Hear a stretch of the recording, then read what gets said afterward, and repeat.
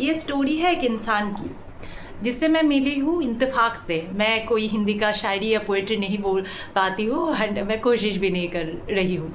तो वो इंसान से मैंने क्या सीखा है वो आज की वीडियो में मैं बताऊंगी। हेलो फ्रेंड्स, दिस इज़ चिंतित भावना एंड यू आर वाचिंग चिंतित भावना। सो कुछ दिन पहले एक इंसान से मेरा मुलाकात हुआ, तो उस इंसान से मैंने बहुत कुछ सीखा एंड वो इंसान क्या करते हैं वो मैं बाद में बताऊंगी।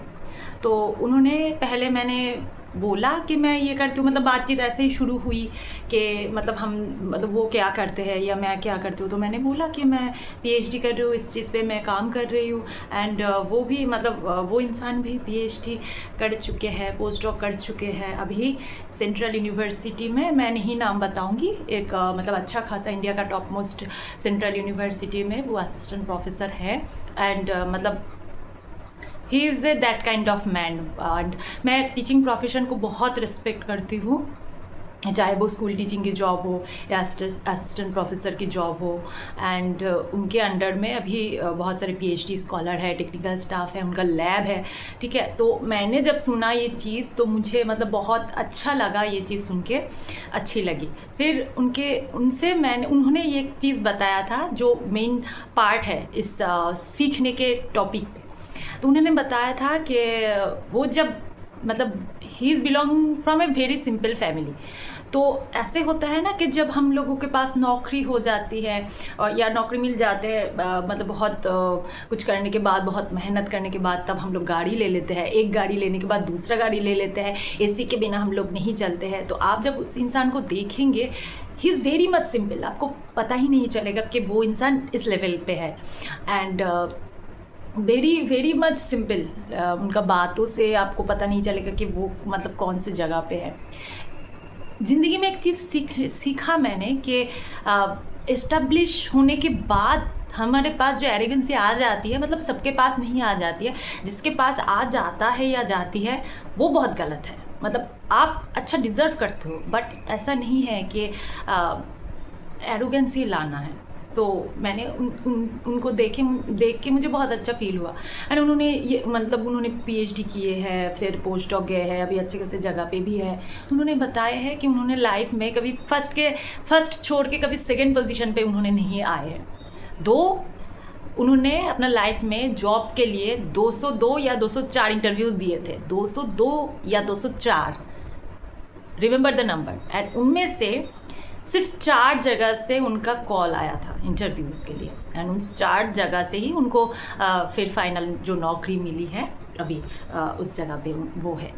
तो बात ये है कि हम सोचते हैं ना, आफ्टर 10th आफ्टर 12th हमारे फैमिलीज़, हमारे सोसाइटीज़ बहुत ज़्यादा क्रेज़ करते हैं कि हमारा बच्चा बहुत बड़ा है, हमारा बच्चा बहुत टैलेंटेड है।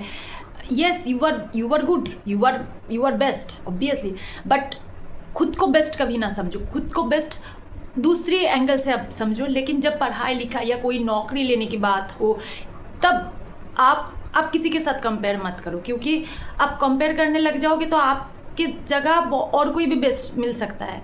तो ऑल टाइम आपको क्रेविंग होना चाहिए, तो उनके पास वो क्रेविंग था। दूसरा चीज़ मैंने सीखा था पेशेंस। 200 इंटरव्यूज़ देने के लिए वो तो ये भी सोच सकता मैं बहुत टैलेंटेड हूँ, मैं बहुत इंटेलिजेंट हूँ। तो ये जो चीज़ इंसान सोचते हैं वो इंसान मुझे लगता है कि कभी अच्छी जगह पे नहीं पहुँच पाते हैं। तो अपना लाइफ को जितना भी हो सके आप सिंपल बनाइए जब आप स्टूडेंट्स हैं स्पेशली, एंड खुद को और निखारने के लिए कोशिश कीजिए। अगर लाइफ में फेल हुए हो तो ये स्टोरी तो सुनना आपको चाहिए। मुझे ये चीज़ सुन के, भाई मैं तो टैलेंटेड नहीं हूँ, मेरे पास टैलेंट का टीवी नहीं है, मैं मेहनत करना जानती हूँ, वो भी कभी कभी छोड़ देती हूँ करना। तो मैं अगर सोचती हूँ, कंपैरिजन तो कभी नहीं हो सकता, मैं अगर सोचती हूँ कि वो इंसान टैलेंटेड है, तो टैलेंटेड होने के बाद भी उन्होंने 204 200 इंटरव्यूज़ दिए थे। तो हम तो टैलेंटेड ही नहीं है, और हमारे पास अगर पेशेंस भी नहीं रहेगा तो कैसे काम चलेगा। और पीएचडी के बाद इंडिया में जॉब मिलना बहुत डिफ़िकल्ट है। आप जो लोग पीएचडी कर रहे हैं वो लोग जानते हैं। इनफैक्ट पीएचडी ना भी करिए, जिस फील्ड में भी है आप लोग, इंडिया में तो जॉब मिलना, क्योंकि कंपटीशन बहुत ज़्यादा है, वैकेंसीज़ कम है, लोग बहुत ज़्यादा है। तो उसी चीज़ में ये चीज़ सीखना है कि पेशेंस, ये मत समझिए कि आप टैलेंटेड हो इसलिए आपको मेहनत नहीं करना पड़ेगा। आपके साथ कैसे मेहनत करना पड़ेगा या कैसे पेशेंस सीखना पड़ेगा ये समय बताएगा। तो जो न्यू कमर है, जो मतलब तैयारी करने के लिए आए हैं, आप अगर अच्छे स्टूडेंट हो तो that is well and good, मतलब टॉपर रहे हो तब that is well and good. But खुद को ऐसा मत कभी समझना है हमको कि हम तो टैलेंटेड है, हम तो टॉपर है, हमारा तो नौकरी पक्की है, ऐसा कभी नहीं सोचना है। और उन्होंने दूसरा चीज़ मैंने उनसे सीखा है कि मैंने बोला कि आप तो बहुत सक्सेसफुल है, तो उन्होंने पता है मेरे लिए तो वो सक्सेसफुल है। तो उन्होंने एक चीज़ मुझे समझाया कि सक्सेसफुल होना और इस्टेब्लिश होना दोनों में फ़र्क है। सक्सेसफुल होना ये अंदर से होता है कि आपके पास एक छोटा सा घर है, आप 5,000 10,000 का नौकरी करते हैं, आप उस इन्वायरमेंट में, उस सिचुएशन में आप खुश है, अपना परिवार को लेके आप खुश हैं, आप जो काम कर रहे हो उसमें आप खुश हैं, that means you are successful.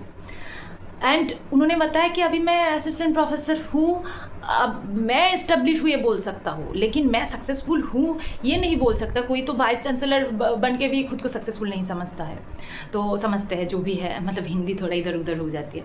तो बात ये है कि I am a PhD scholar, like लोगों के लिए शायद, मतलब ऐसा नहीं है, लोगों के लिए शायद से जो PhD कर रहा है वो सक्सेसफुल कैंडिडेट है, बट एक्चुअली में आप सक्सेसफुल हो कि नहीं ये आपके ऊपर डिपेंड करता है। और इस्टेब्लिशमेंट ये आपके ऊपर डिपेंड करता है। कोई 10,000 का नौकरी लेके खुश है, उसको वही जॉब से वो सेटिस्फाइड है, तो उसको लग रहा है कि वो इस्टेब्लिश है, that is well and good. उसके फैमिली के लिए अगर लगता है कि बच्चा हमारा इस्टेब्लिश है, 10,000 का नौकरी में इस्टेब्लिश है, that is well and good. Society can not जज दैट 10,000 का नौकरी होगा तो इस लड़का या इस लड़की इस्टेब्लिश नहीं है, या 50,000 का भी नौकरी ला के दो तो इस लड़का या लड़की इस्टेब्लिश नहीं है। अगर मतलब मैं PhD कर रही हूँ, मैं खुद को अगर समझती हूँ कि मैं इस्टेब्लिश हूँ, दैट इज़ ओके। अगर मैं खुद को नहीं इस्टेब्लिश समझती हूँ, that is my problem. Okay, everything is depends up to you. आप खुद को सक्सेसफुल समझ रहे हो कि नहीं, मतलब आप सक्सेसफुल और एस्टेब्लिशमेंट का जो ये वर्ड है उन्होंने डेफिनेशन दे दिया। मुझे तो लगता था कि हमारा ड्रीम जॉब मिलना या जो मैं चाहती थी उसको सक्सेसफुल बोलना है। तो ड्रीम जॉब, आपके लिए ड्रीम जॉब 10,000 का नौकरी हो सकता है, किसी के लिए ड्रीम जॉब 50,000 का भी नौकरी अगर वो करता है, वो उसके लिए वो ड्रीम जॉब नहीं है। तो सक्सेसफुल का डेफिनेशन अलग है और एस्टेब्लिश होना अलग चीज़ है। तो उन्होंने मुझे ये चीज़ सिखाया। तो हम सक्सेसफुल होते हैं जब हम खुद चाहते हैं, मन से चाहना होता है कि हम इस जगह पे, I am happy with that means you are successful. If you are not happy, that means you are not successful. Your success does not mean to the other success. Others के नज़र में आप सपोज मैं PhD कर रही हूँ, others के नज़र में मैं कुछ नहीं कर रही हूँ, लेकिन कुछ अदर्स के मतलब नज़र में मैं बहुत कुछ कर रही हूँ। It depends on the society. तो आप क्या सोच रहे हो वो आपके ऊपर निर्भर करता है कि आप सक्सेसफुल हो कि नहीं। सक्सेसफुल होना एक तरफ से अपने आप को सेटिस्फाइड करना है, मुझे जो लगता है। तो अगर आप सक्सेसफुल नहीं हो तो और मेहनत करो और ऊपर जाओ। क्या पता प्रेसिडेंट होके भी या PM होके भी हम सक्सेसफुल ना फील करें। तो it depends up to you. Video को अगर अच्छा लगे तो लाइक शेयर सब्सक्राइब ज़रूर कीजिएगा। अगले हफ्ते फिर से मिलते हैं नए स्टोरी के साथ। Thank you.